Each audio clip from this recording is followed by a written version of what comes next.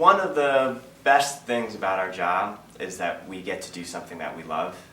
And so when you're doing that, the hours move a little faster, and it kind of consumes a large portion of your life. It's not like we clock in and out of Third Coast Percussion from 9 to 5.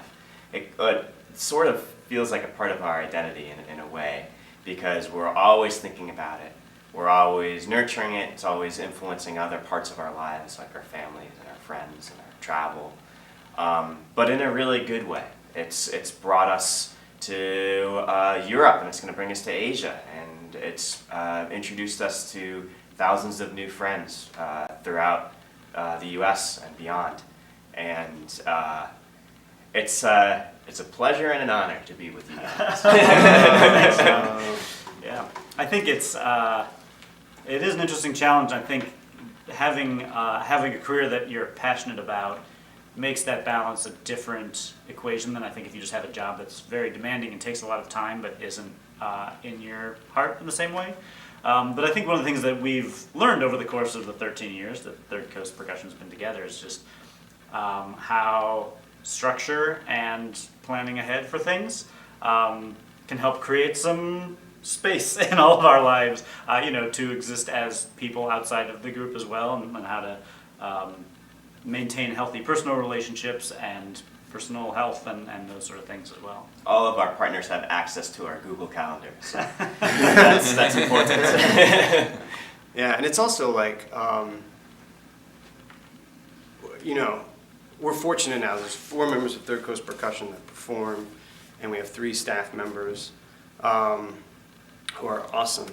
But the 4 of us have a relationship, a coworker relationship that I think is different than most coworker relationships. In other words, if I decided tomorrow that I wanted to switch jobs and move to Phoenix, that wouldn't just be a decision that impacted me. And clearly in any work environment that's the case, because if you're a valued employee, then leaving is tough. But each of the 4 of us is 1/4 of the identity of what this group is. So that's an awesome thing, because it means that we get to do exactly what we want to do artistically. But it also means we have an awesome responsibility to other people, and not even just the other 3 members of the ensemble, but their families. And it only works if you have not only a friendship, but a mutual respect, which I feel like we're really fortunate to have. Is that true? Yeah. Okay. Yeah. Yeah, and it's nice too, as we run this ensemble artistically and administratively together as a unit, and so there's a certain degree, and because it is a small organization, there's this degree of fluidity that we can operate in, where we can turn, on a moment's notice, and when somebody does need more space or does need like more time, or we need to do this artistic project or whatnot, like that can all happen with very little bureaucracy, sort of involved. And I think that's a really special thing about our organization, is the fluidity with which we can operate, and that's because we're really comfortable with each other, and because we're all in it to win it, and have the same sort of goals. There's a lot of groups who are trying to do a similar thing to what we're doing, not just percussionists, but any small arts organization. And it's tough, because oftentimes the arts feel like part of you.